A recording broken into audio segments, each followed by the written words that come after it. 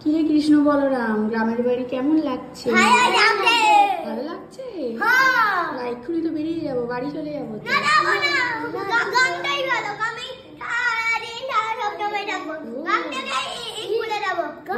গ্রাম থেকে স্কুলে যাবি মানে এখানে স্কুলে ভর্তি হবি?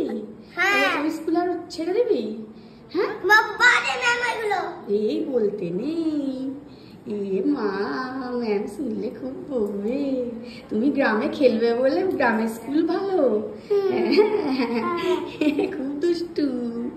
এ বাবা ঠিক আছে, এখানে তাহলে স্কুলেও পড়তে হবে না, তাহলে এখানে কি করবে? ওই ছাগলকে খাওয়াবে, গরুকে খাওয়াবে, এটাই ভালো তাই তো? হ্যাঁ এই জন্য তোমার গ্রাম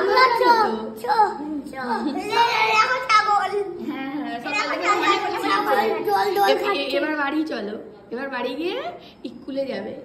না যাবো না, না যাবো না,